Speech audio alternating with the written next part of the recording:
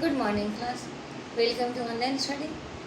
अभी हम लोग मृदुला गर्ग की लिखी कहानी मेरे संग की औरतें पढ़ रहे हैं। आइए देखते हैं इसका शेष और अंतिम भाग। देखते हैं कहानी। हम 4 लिखते हैं और तमाम खानदान हमें पढ़ता है। मेरी ससुराल में मुझे कोई नहीं पढ़ता। इस तथ्य को हजम करने में मुझे काफ़ी वक्त लगता है। फिर उसके फ़ायदे भी नज़र आने लगे। कम से कम घर के भीतर तो मुझे हिंदी आलोचना बुद्धि से दो चार नहीं होना पड़ता। खैर, मैं अपनी नहीं, उन अदेवियों की बात कहना चाहती हूँ जो परदादी की मन्नत के नतीजतन धरती पर आई और लेखक नहीं बनी। जो बने उन्हें सांस लेने की ज़रूरत कुछ ज़्यादा हो, समझ में आता है। जैसे मेरे पिताजी ने एक बार मंजुल से कहा था, कोई दम नहीं घुटता, सांस लेने की ज़रूरत ही ज़्यादा है। पर यहाँ तो हम शायद तो गैर लेखिका बहने समझ से। 4थे नंबर वाली रीनू का आलम यह था कि गर्मी की दोपहरी में स्कूल से वापसी पर जब गाड़ी उससे छोटी बहन अचला को बस से ले जाती तो रीनू उसमें बैठने से इनकार कर देती।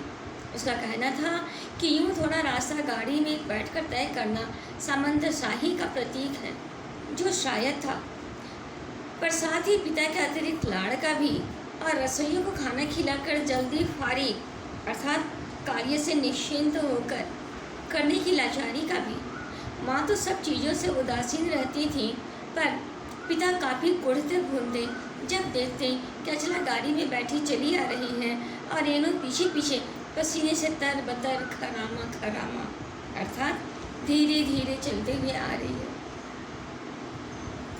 बचपन में एक बार चुनौती दिए जाने पर उसने जनरल थीमैया को पत्र लिखकर उसका चित्र मंगवा लिया था, जो एक मोटरसाइकिल सवार जवान आकर उसके हाथ में दे गया था। पड़ोस में उसका रुतबा काफ़ी बढ़ गया था।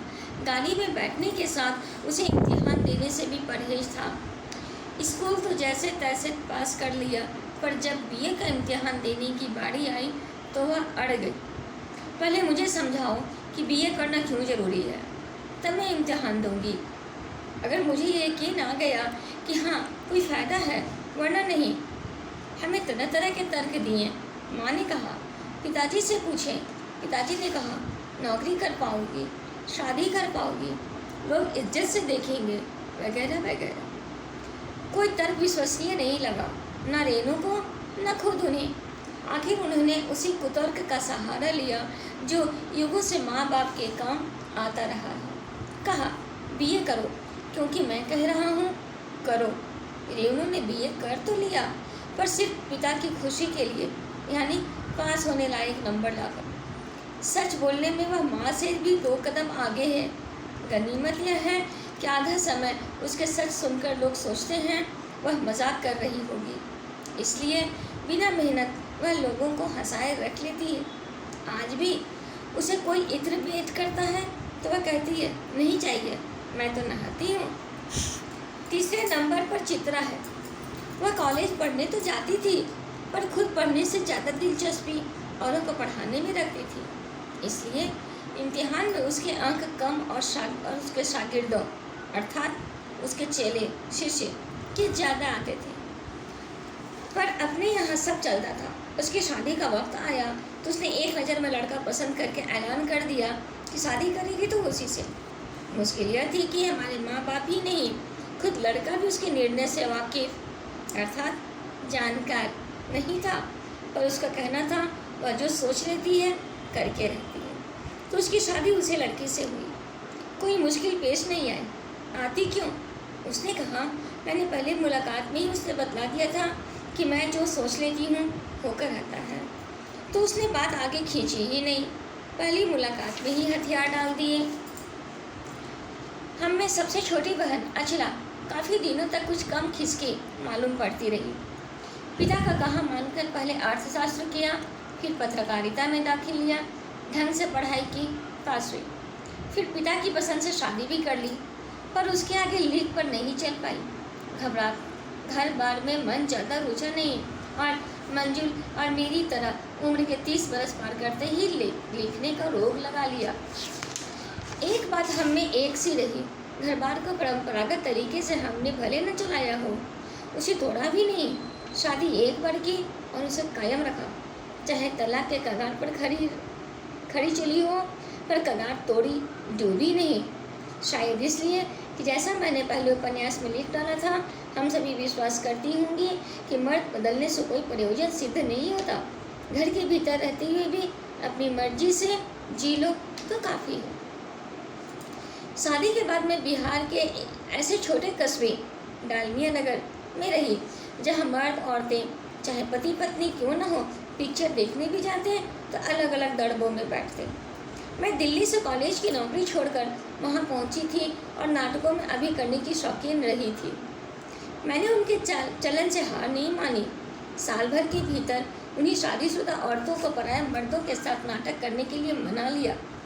अगले 4 साल तक हमने कई नाटक किए। अकाल राहत कोष के लिए उन्हीं के माध्यम से पैसा भी इकट्ठा किया। वहाँ से निकली तो कर्नाटक के और भी छोटे कस्बे बागलकोट में पहुँच गई। तब तक मेरे 2 बच्चे हो चुके थे जो स्कूल जाने लायक उम्र पर पहुँच रहे थे, पर वहाँ कोई ढंग का स्कूल नहीं था। लोगों की राय पर मैंने पास के कैथोलिक बिशप से दरख्वास्त की कि उसका मिशन वहाँ के सीमेंट कारखाने की आर्थिक मदद से हमारे कस्बे में एक प्राइमरी स्कूल खोल दे।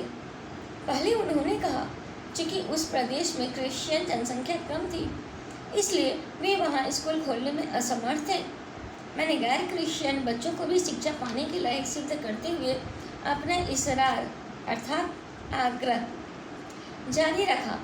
तब उन्होंने कहा, हम कोशिश कर सकते हैं, बशर्ते आप हमें यकीन दिलाएं कि वह स्कूल अगले 100 वर्षों तक चलता रहेगा। मुझे गुस्सा आ गया। मैंने कहा, स्कूल की छोड़िए, किसी के बारे में भी यकीन नहीं दिलाया जा सकता कि वह अगले 100 वर्ष तक चलेगा।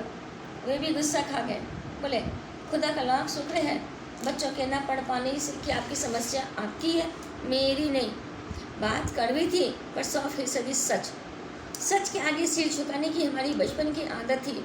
सो मैंने तय किया कि मैं खुद अंग्रेजी, हिंदी, कन्नड़ 3 भाषाएं पढ़ाने वाली प्राइमरी स्कूल वहाँ खोलूँगी और कर्नाटक सरकार से उन्हें मान्यता भी दिलवाऊँगी। वहाँ के अनेक मेहनती और खिसके लोगों की मदद से यह व्रत पूरा हुआ। मेरे बच्चे तथा अन्य अफसरों के बच्चे उसी स्कूल में पढ़े। बाद में अलग अलग शहरों के अलग अलग ख्यात स्कूलों में दाखिला भी पा गए। ऐसे अनेक मौके आए जब मैंने अपने ज़िद्दीपन के नमूने पेश किए, पर सबसे ज़्यादा अपने मंच पाया मेरे लेखन में, जो शुरू से अब तक लीक से खिसका। अपनी राह खुद तलाशता रहा, पर सब कुछ कर लेने पर भी मैं अपनी छोटी बहन रेनू के मुकाबिल नहीं पहुंच सकती। 1950 के अंतिम दौर में एक रात दिल्ली के एक साथ 9 इंच बारिश हो गई। दिल्ली की खासियत यह रही है, थोड़ा पानी बरसते हैं, वहाँ के नाले पर नाले में बाढ़ आ जाती है, पुलों के नीचे नाली पानी भर जाता है और तमाम यातायात ठप हो जाता है।